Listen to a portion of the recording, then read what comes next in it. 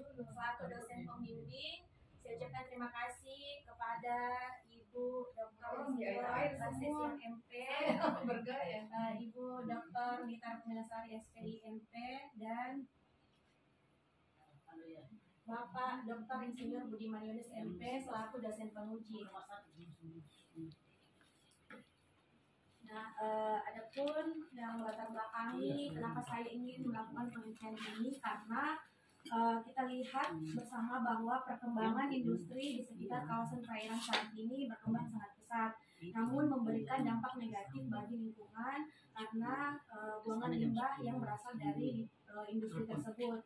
Nah, masuknya bahan pencemar ke perairan yang bersumber dari limbah industri maupun limbah domestik itu akan sangat mempengaruhi perubahan kondisi, mengakibatkan perubahan kondisi lingkungan, mengakibatkan kerusakan ekosistem dan juga mengancam kelangsungan hidup biota perairan. Nah, tingginya konsentrasi bahan pencemar di perairan, baik itu logam, mikroplastik maupun pestisida, tentunya akan sangat berbahaya. Tidak hanya pada lingkungan, tapi juga sangat berbahaya pada biota-biota perairan.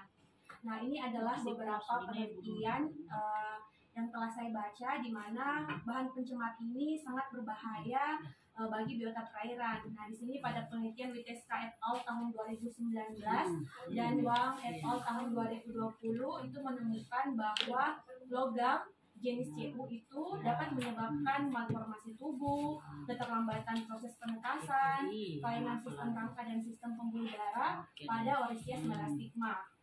Dan pada penelitian Chen et al. Tahun 2020 dan Wang et al. Tahun 2021 menemukan bahwa bahan pencemar mikroplastik jenis poliestiren itu dapat secara signifikan menunda waktu penetasan dan menyebabkan penurunan detak jantung pada embrio Orisias. Dan pada penelitian Yani et al. Tahun 2022 itu menemukan bahwa bahan pencemar jenis insektisida diasinon itu menyebabkan rendahnya daya tetes telur, abnormalitas pada telur dan larva hingga berakibat pada kematian. Nah, dari beberapa penelitian ini kita dapat melihat bahwa bahan pencemar ini tentunya sangat berbahaya bagi biota perairan. Tidak hanya mengakibatkan kerusakan kecil, namun dalam jangka waktu yang panjang itu dapat berakibat pada kepunahan suatu organisme yang tidak dapat beradaptasi terhadap bahan pencemar tersebut. Nah, sehingga interaksi antara bahan pencemar dan juga biota perairan itu perlu untuk dikaji. Nah, hal ini bertujuan untuk mengetahui efek yang ditimbulkan oleh bahan pencemar tersebut terhadap biota perairan. Nah, hal ini dapat dilakukan melalui uji ekotoksikologi. Jadi, uji ekotoksikologi ini bertujuan untuk memprediksi pengaruh paparan bahan pencemar baik pada tingkat individu, populasi, komunitas maupun ekosistem. Nah, sehingga dapat dilakukan upaya pencegahan dari efek yang merugikan bagi biota-biota perairan. Nah, uji ekotoksikologi pada beberapa penelitian sebelumnya itu dilakukan dengan menggunakan organisme uji yaitu ikan dewasa.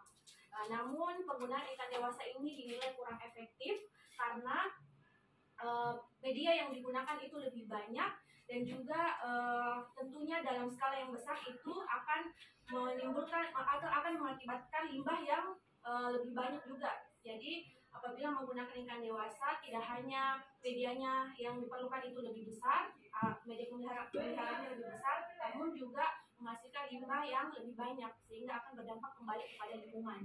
Nah, sehingga beberapa penelitian saat ini telah beralih dengan menggunakan embrio sebagai organisme model atau organisme uji. Nah, kenapa embrio digunakan?